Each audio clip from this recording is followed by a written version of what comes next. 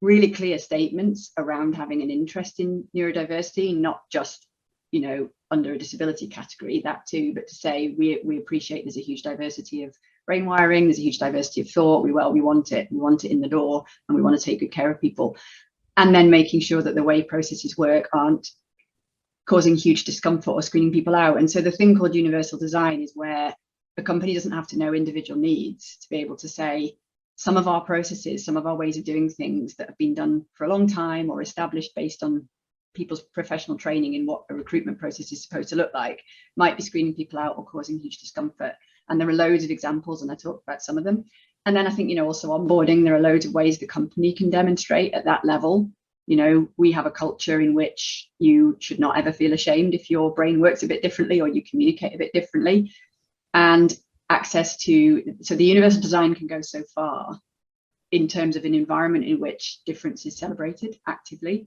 And it really is meant, like that left-handed example where you don't get in the door and then realize you've actually got to be right-handed now you're there, that all the celebration was just sort of, you know, almost smoke and mirrors. There's that, but then there is the making sure that individual employees, because ultimately a lot of our working day is just relating to other humans, that there is enough awareness, and that's the education piece, enough awareness and understanding, but also enough time and resource, because one of the biggest barriers is people being time poor and stressed.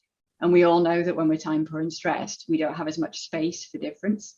I'm the same as everyone else in that, you know, we can get impatient, we can just want things to work quickly and efficiently.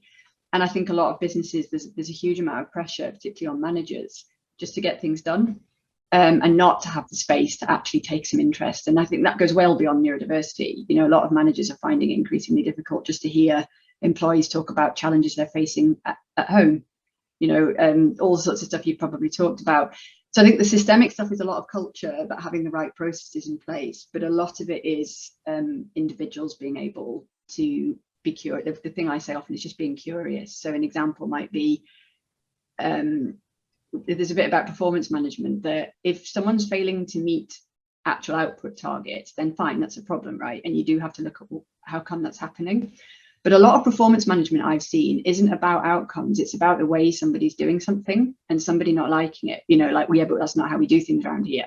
It could be a heavy need for written documents. It could be a heavy need for certain types of meetings.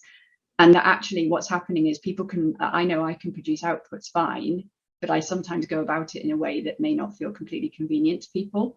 And it's sort of, people are having to almost pause and listen to me and realize that I might need an extra conversation where everyone else or others can go away and sit on their laptops and do it quietly. And if that's not accommodated, everybody loses, because it's not actually my ability to do the job. It's just a load of assumptions about how to achieve that end, if that makes sense. So again, that looks different for different people. But I think if the universal design is done better, then a lot of people, including maybe me, I might not even say what my differences are. Because I'll just be able to be me and just do things the way I do them and it not be a big deal. That only ever goes so far. And what's left then is that if I do want to raise my hand and essentially say, look, I've got a diagnosis, I've chosen to share it, there has to then be room for particular accommodations for me, something that maybe isn't covered. It could be the space I work in, it could be hybrid working, it could be whatever it takes to say, look, tell me what you need out of me, and it's my obligation to produce that. But can we talk about how I get there?